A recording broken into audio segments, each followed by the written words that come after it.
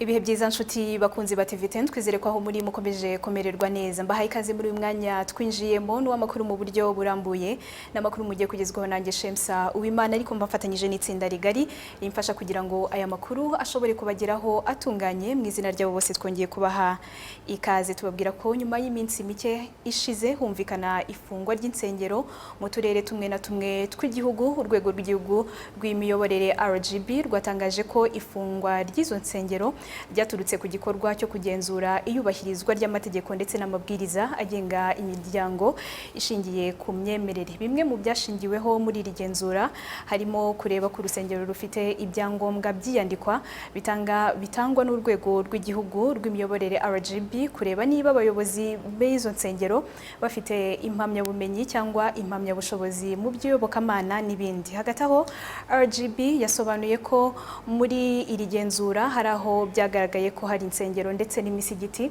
bitubahirije ibiteganywa n'itegeko ndetse n'amabwiriza agenga imiryango ishingiye ku myemerere, bahita banafunga izo nsengero ndetse n'imisigiti, ndetse ngo iri genzura ryo riracyakomeje n'ahandi mu gihugu.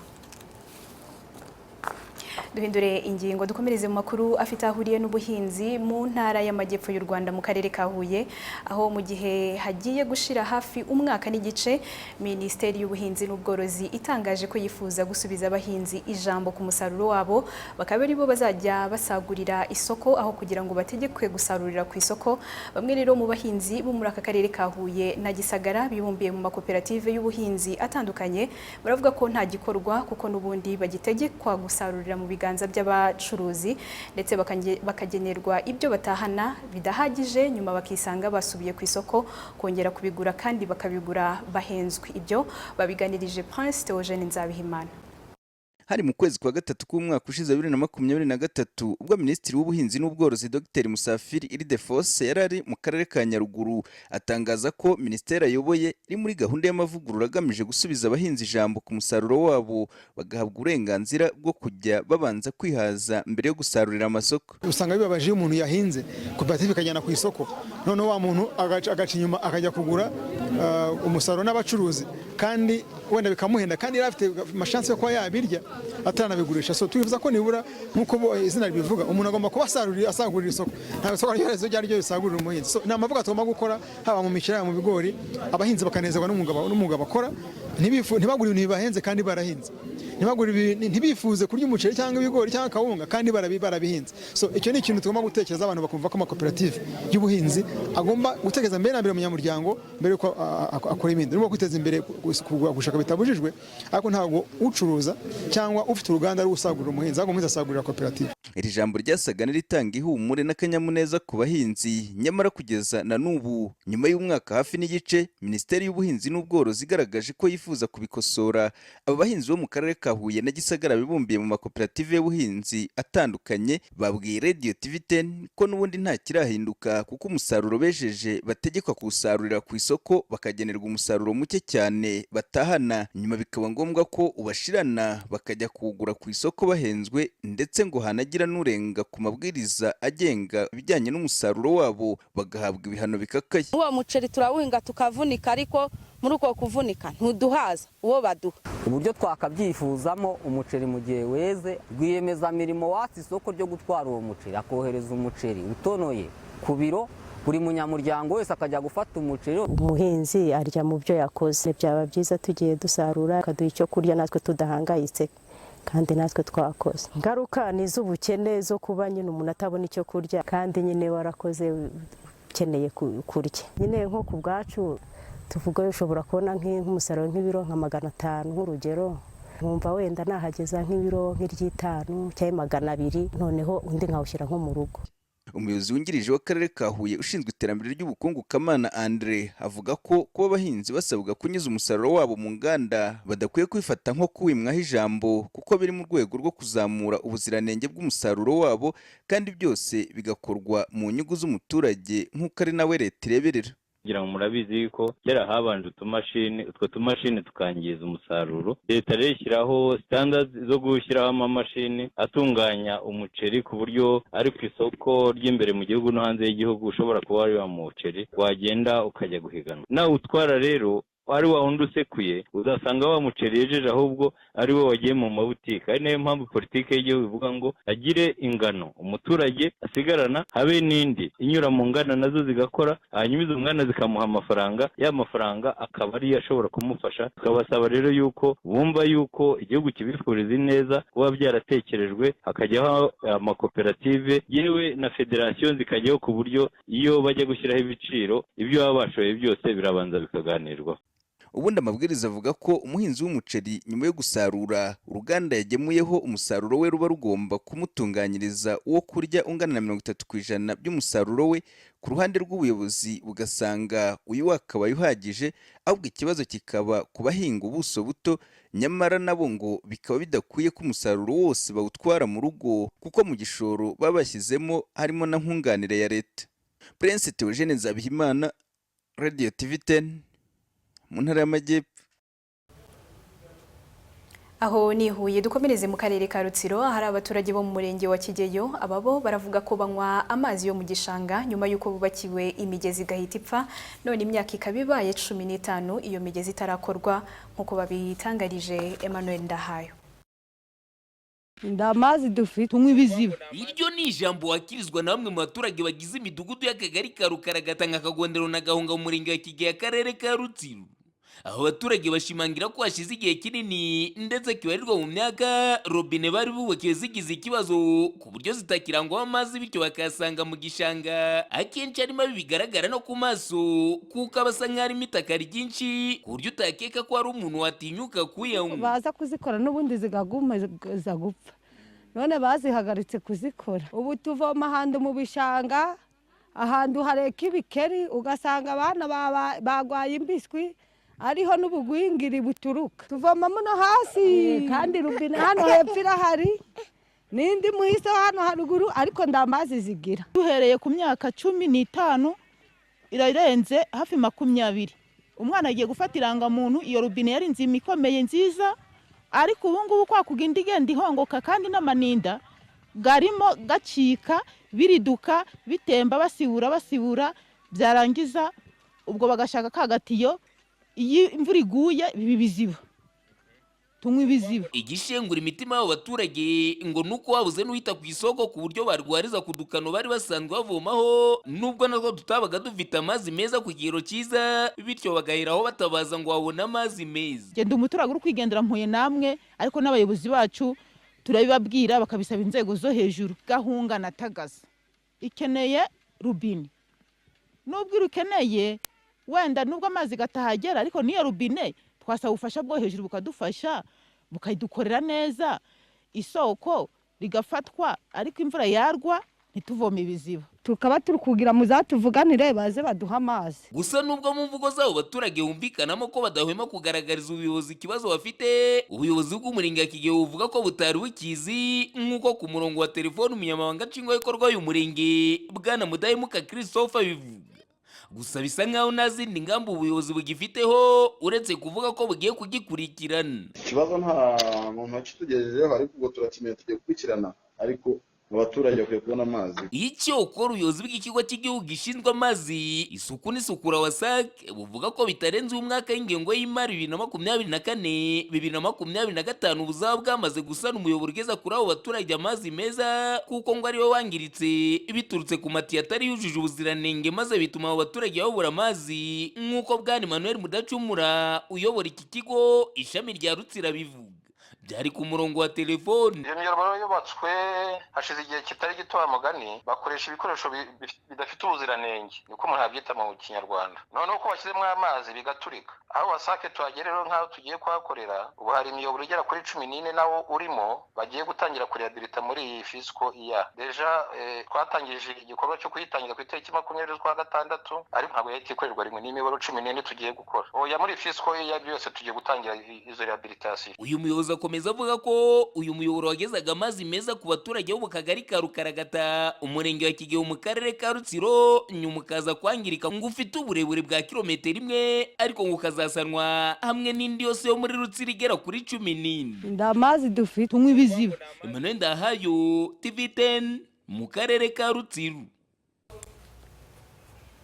Dukomereze i Rusizi mu makuru afite ahuriye n'ubutabera. Hari abaturage bo mu murenge wa Nyakabuye basabira ubutabera ufite uburwayi bwo mu mutwe wasambanyijwe agaterwa inda ariko ukekwa akaba atabikozwa, bityo bagasaba ko hapimwa amaraso kugira ngo haboneke ubutabera. Jean Didier Ndayisaba arakomeza n'inkuru irambuye.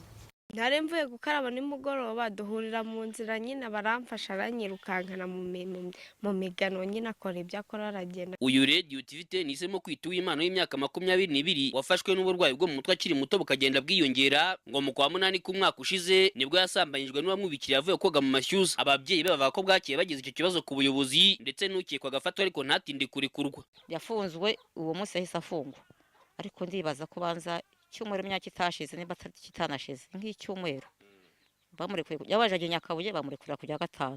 Amajije kurarana n'uwo mugabo ya bimenyetso by'ababyeyi bibaho ntabyo yongeye ngo kubona, ariko azatubwira ko uwamufashe ari uwitwa Riyasi. Yuko naragiye mu kagari kabo hatuye hariya ndavuga ati reka basi mubwire mudugudu abidufashemo. Mudugudu yaragiye aramuhamagara aramwandikira tugiye kwitaba ati reka da ibyo ngibyo nge ntabwo bindeba. Ubutabera bwarandekuye byararangiza ntabwo duhuriye nabo ati wapi. Yongera niyondeka njyanye ngumira aho ngaho. Ikintu nye dushenyera ko ari we dukomeza tubaza uriya mwana ati ese koko niwe? Umwana ati ntabwo, ati niwe. Tubwire neza kuko niba ari we, turi kubye muri kuvuga ati niba mupima se bagasanga atari we. Atari ko nizavuga ninde ko ari we. Nyuma y'uko Uwimana byaye ababyeyi be bakwegereho bakeka ko ari se umwana akabatera utwatsi, ubu ngo bangayikishijwe no kumurera bonyine, yiyongeraho ku burwayi bujya bufatanya na bityo bagasaba ko bafashwa agakorwa ikizamini cy'amaraso kugira ngo hamenyekane ko ukekwa ari we se w'umwana. Uriya mwana nyine yonyine yirukanze yo warize se turamukingira mu nzu, ejo turamukingiye mu nzu ntiyiruke. Yafashe ibitenge byange byose yashanganye yarabishanyuye, n'ubu nakwereka ukuntu yabigenje. Yagafata ibintu byose arashanyura n'inzugi agakubitagura ibiye bigashaka kumeneka. Twe dukingura basi agasohoka nkagubana ku mwana cyangwa afata wa mwana agashaka kujugunya hasi. None se uriya mwana yavutse ku giti. Nkamwe rero mu butabera abanyamakuru ibyo bintu mubikurikirane murebe icyo byatanga. Sinari mberutse kubyara, urabona ndashaje, none urabona nyine narera uyu mwana ndi kumva se bamuvuga hari, ndagira ngo namwe aho hantu muhashishoze mudufashe. Twebwe kugira ngo twifuze nuko turi abakeneye bajya kumupima, none hari uwo mugabo nyine basanga atari we basi nyine amasika akarangira. Kugezana n'aya magingo twagomeje kumubaza, yakomeje kuvuga uwo mugabo na n'ubu ntakora uko mushoboye bagapimwa amaraso, icyo gwikekwe rukava aho ngaho. Evariste Murwanashyaka uyobora impuzamiryango ihana uburenganzira bwa muntu Karado mu magambo yimye asanga kuba Uwimana yarabyaye ari ikimenyetso cyashingirwaho urubanza rwatuma apimwa amaraso y'ukekwa ndetse akanizeza uyu muryango ubufasha. Mbere na mbere nuko gusambanya umuntu ufite ikibazo cyo mu mutwe ni icyaha cyo gufata ku ngufu. Umuntu wabikoze bamufunga nk'umuntu wafashe ku ngufu. Icyo ntekereza cyatumye bamurekura kubera ko atarabyara, ashobora kuba harabuze ibimenyetso bimushinja yuko koko ari we wabikoze, kuko iki cyaha gisaba ngo umuntu abe bamufatiye mu ruhame hari ibimenyetso simusiga byerekana yuko ari we wakoze icyo cyaha. Ariko niba yarabyaye hagomba kongera gutanga ikindi kirego, hagapimishwa ADN, basanga ADN ari izo muntu ukekwa bakamufata bakamufunga kuri icyo amategeko ateganya. Cyo rero kwega Karado twamufasha bishobotse, mbere na mbere yakwegera maje ku karere hari wa maje bashinzwe kuburanira abantu ngabo maje atagira icyo amufasha, kwege twamuha umwavoka akamuburanira ivini n'ibyo byo gutanga amafaranga ya ADN twayatanga, ariko umuntu akabona ubutabera. Uzamuze tuvugane muri iyo process rwose turebe icyo tumufasha. Nibyorohereye Radio TV10 kumva uruhande rw'ukekwa kuko mbere yo gukora telefone ku murongo yabanje kubwira umunyamakuru ko atari porokireri. Abo mu muryango w'Uwimana bavuga ko hari baye inshuro kabiri asambanywa muri ubwo buryo, kuko ngo na mbere hari undi wamufashe agafungwa iminsi mike nawe akarekurwa. None se uriya mwana yavutse ku giti. Radio TV10 mu karere ka Rusizi, Gendi Jean de Dieu Ndayisaba.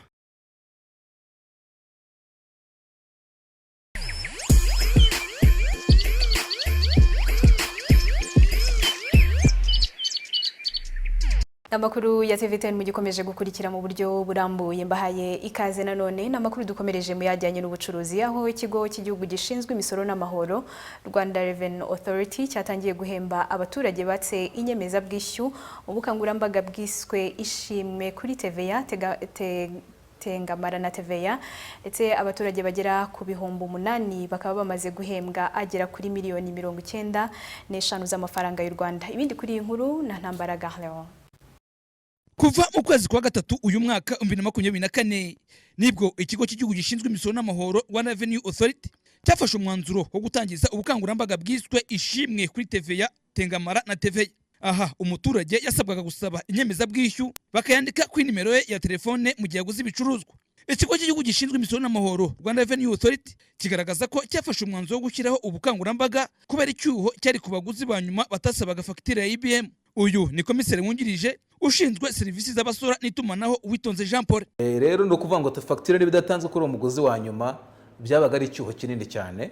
Niyo mpamvu hagiyeho itegeko aho noneho umuguzi wa nyuma ari we ufasha Rwanda Revenue gukurikirana ko umusoro we atanze uzagizwe mu sanduku ya leta.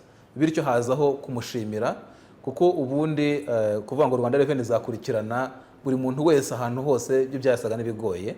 Nyuma yo gushyiraho ubu bukangurambaga abaturage bitabiriye gusaba inyemezabwishyu ku bwinshi kugira ngo babashe kubona amafaranga angana n'10% igiciro cy'igicuruzwa yaguze nk'ishimwe. Ibihumbi bisaga 25 by'abaturage nibo bahise biyandikisha kugira ngo batangire kwaka fagitire bazabone ku bihembo by'ishimwe. Abakomeje kwaka fagitire ya IBM ikandikwa kuri nimero zabo za telefone bahawe amafaranga n'ikigo cy'igihugu gishinzwe imisoro n'amahoro Rwanda Revenue Authority. Komiseri wungirije ushinzwe serivisi z'abasora n'itumanaho Uwitonze Jean Paul aramagana n'abandi baturage kwitabira ubukangurambaga kugira ngo nabo bazahabwe aya mafaranga. Ndetse tubona abantu benshi cyane si ukwitabira gusa kwiyandikisha, hari abiyandikishije ni ukuvuga ngo bakanze akanyenyeri 800 urwego banyura muri gahunda bariyandikisha, ariko hari n'abakomeje no kugenda bavuga ngo ndaguze nka fagitire ya IBM andikaho nimero yanjye ya telefone. Abo ngabo rero nibo uyu munsi bahawe ishimwe nk'uko riteganyijwe mu mategeko 10%. Kuri uyu munsi abaturage barenga 8,000 nibo bakiriye amafaranga y'ishimwe kuri mobile money zabo kubera kwa fagitire ya IBM. Hari abahawe ibihumbi za 100 kugeza kuri 3 hagendewe ku ngano y'ibicuruzwa baguze bagahabwa IBM. Bwana Nahayo Emmanuel ni umuturage utuye mu karere ka Rwamagana akaba ari n'umwe mu bahawe ishimwe. Uyu yabonye amafaranga y'u Rwanda asaga 190. Aravuga ibanga yakoresheje kugira ngo yegukane ibi bihembo. Ni kuva kera, kuva na mbere hose nge nasabaga fagitire, ariko byabaye akarusho amenye yuko hariho 10% kuri TV bazajya baduha. Nanjye nari umwe muri bo ntarabibona. Nubwo nabigiyemo nyine nabijyagamo kuko ntawe nari numvishe wayahawe. Havandi ariko reka mbijyemo nzareba none mbonye ukuri. Komiseri wungirije ushinzwe serivisi z'abasora n'itumanaho Uwitonze Jean Paul avuga ko ubukangurambaga burimo kuzamura umusoro ku nyongeragaciro ku buryo mu bihe biri imbere imibare ubwayo izerekana ingano y'amafaranga yakusanijwe. Yego nicyo biravuze ngo TVA twakuraga ku baguzi ba nyuma turateganya kwiyongera. Uyu munsi aracyari kare cyo ko tuvuga ngo impact irangana gutya, mu minsi mike turaza kubaha imibare igaragara noneho y'uburyo tubona TVA igenda izamuka ituruka ku baguzi ba nyuma. Ikigo cy'igihugu gishinzwe imisoro n'amahoro Rwanda Revenue Authority gifite miliyoni zisaga 300 kigomba gutanga mu baturage batsinze muri ubu bukangurambaga. Kugeza ubu miliyoni zisaga 95 nizo zamaze guhabwa abaturage. Rwanda Revenue igaragaza ko imaze gutanga IBM ibihumbi bisaga 100 bivuye kuri 30 mu myaka ine ishize. Umusoro ku nyongeragaciro umaze kwikuba inshuro 5 mu myaka ine ishize, n'umubare w'abasora nawo umaze kwikuba inshuro 4. Ntambara Garlewo TV10. Dukomereze i Rwamagana mu makuru afite ahuriye n'ubukerarugendo, aho mu gihe habura amasaha make ngo mu Rwanda hizizwe umunsi w'umuganura. Hari abaturage bo mu karere ka Rwamagana basaba ko mu bice batuyemo ndangamateka aho abami bagiye bakorera ibirori by'umuganura hashyirwa ibikorwa remezo bizafasha n'ahazaza h'igihugu mu rwego rwo gusigasira amateka. Yusufu ubona bagenda arakomeza n'inkuru irambuye.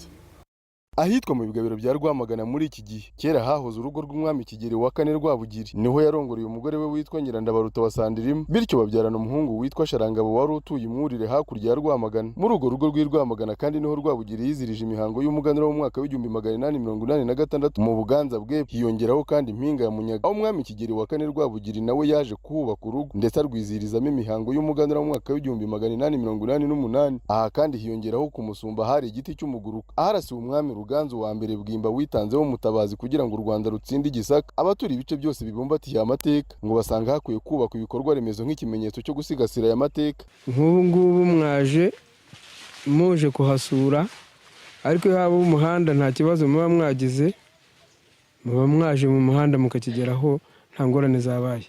Noneho tukajya tuvuga tuti hariya ni ku muguruka, ariko habaye ahantu heza.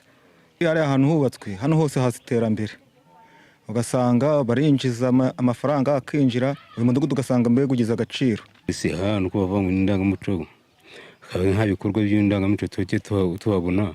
Nifuza yuko rwose babiha agaciro bakahakora, bakahashyira nk'ibuye ry'icyitegererezo.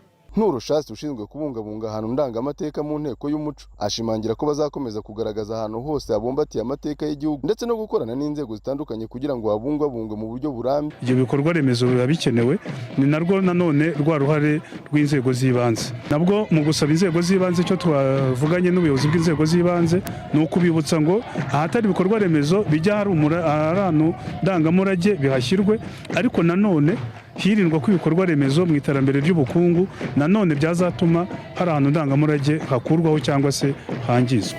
Mu by'ukuri ni uguhuza ibyo bintu ko ari bibiri.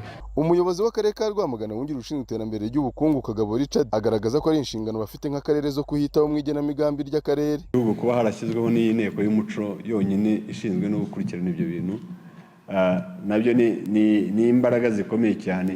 Nabyo ni byo bifasha akarere ka Rwamagana kugira ngo n'ibyo bikorwa byibukiranyweho, bizirikanwe, kugira ngo na za genamigambi zacu dukora byumvikane. Wenda ibikeneye amafaranga ni byinshi, ariko ibi nabyo ni inshingano zacu z'akarere kugira ngo n'ibyo byo navugaga, uburyo dushaka uburyo bugezweho, tekinoloji igezweho, kugira ngo n'ayo mateka adasibanganywa n'imihindagurikire y'ibihe, adasibanganywa n'aho aherereye wenda abaturage bashobora kutayitaho. Ni inshingano zacu kugira ngo n'ayo mafaranga ashakwe, bikorwe, kandi bitanga icyizere yuko no mu myaka 100 na generasiyo ya kabiri izadukurikira n'ubundi zasange bihari nabo bashyireho akabo. I Rwamagana kandi by'umwihariko mu murenge wa Munyaga niho Rujugira yavugiye ko Rwanda dasibanganywa n'aho aherereye wenda abaturage bashobora kutayitaho. Ni inshingano zacu kugira ngo n'ayo mafaranga ashakwe, bikorwe, kandi bitanga icyizere yuko no mu myaka 100 na generasiyo ya kabiri izadukurikira n'ubundi zasange bihari nabo bashyireho akabo. I Rwamagana kandi by'umwihariko mu murenge wa Munyaga niho Rujugira yavugiye ko u Rwanda rutera rudaterwa. Ku ikubitiro Rujugira yohereje ingabo zo mu mutwe w'abakemba zishinga ibirindiro mu mpinga ya Munyaga, aho zari zitegeye neza igice kinini cy'Igisaka. Abakemba bagumye kuri urwo rugerero rw'Imunyaga ku buryo bwa burundu kuko bari bimukanye n'inka ndetse n'imiryango yabo. Yusufu ubona bagenda, Radio TV10 mu karere ka Rwamagana. Kurikize mu makuru ari kuvugwa hanze y'u Rwanda twateguriwe na Yvonne Murekatete.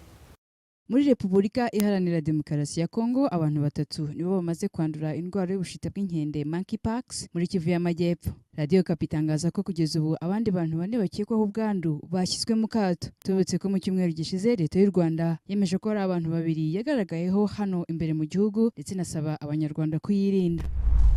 Muri Ghana, urukiko rukuru rwatesheje agaciro ubusabe bwa societe civile bwasabaga uburenganzira bwo kwigaragambiriza mu mihanda y'Accra mu murwa mukuru. Ikinyamakuru Daily Nation cy'Abanyakenya cyanditse ko Abanyagana bangiwe kwigaragambiriza mu murwa mukuru wa Accra ku mpamvu iyo ari yo yose, ni mu gihe urubyiruko rwo muri iki gihugu rwateganyaga gutangira imyigaragambyo y'iminsi 7 mu mihanda y'umurwa mukuru rushaka kugaragaza kutishimira igiciro cy'ubuzima kiri hejuru cyane. Imiryango ya societe civile muri iki gihugu cya Ghana ivuga ko iyi myigaragambyo myigaragambyo yari guhuriza hamwe abagera kuri miliyoni 2 z'urubyiruko mu mihanda y'Accra ibyari gusaba perezida w'iki gihugu Nana Akufo-Addo guhindura gahunda asanganywe mu ngingo zirimo yo kurwanya ruswa, iyo kuzamura imibereho y'abaturage ndetse na gahunda ateganyiriza aba bana bahuje ibitsina LGBTQ+. Mu burasirazuba bwo hagati ibihumbi by'abanya-Irani bateraniye i Tehran mu murwa mukuru w'iki gihugu bunamira wari umuyobozi mukuru w'umutwe w'abarwanyi wa Kisilamu w'abanyepalestine Hamas Ismail Haniyeh. Irani yahize guhana bikomeye Israeli ishinja kwivugana uyu muyobozi wa Hamas kuri uyu wa gatatu. Al Jazeera, televiziyo y'Abarabu, itangaza ko uyu wari umuyobozi wa Hamas yishwe n'igitero cyagabwe na Israeli ku murwa mukuru wa Iran i Tehran. Igitero cyagabwe nyuma y'amasaha make Israeli igabye ikindi gitero ku wundi mutwe w'abarwanyi wa Kisilamu Hezbollah mu gihugu cya Lebanon mu murwa mukuru i Beirut. Umunyamabanga w'umuryango w'abibumbye Antonio Guterres yaburiye ko ibi bitero byombi bigaragaza itutumba ry'intambara ikomeye mu karere k'uburasirazuba bwo hagati. Kugeza ubu abagera ku bihumbi 39,480 bamaze kwicwa, abandi ibihumbi 91,128 bakomerekejwe n'intambara yo muri Gaza hagati y'umutwe wa Hamas ndetse na leta ya Israeli. Tuvuze ko intambara yo muri Gaza yongeye kubura ubwo umutwe wa Hamas wagabaga igitero kuri Israeli, abagera ku 1,139 bakahasiga ubuzima, naho bagera kuri 200 bagashimutwa n'umutwe wa Hamas. Ayo makuru hanze y'u Rwanda akaba ari nayo tugejeje ku musozo wayo twari twabateguriye mu izina ry'itsinda rigari ryamfashije gutegura no kubagezaho aya makuru. Turabashimiye kandi cyane kuba mwabanye natwe muri aya makuru. Mwari kumwe nanjye Shemsa Uwimana, bifuza gukomeza kugira ibihe byiza hagati aho gahunda n'ibiganiro bya TV10 byo birakomeje, bikomeze bibanogere.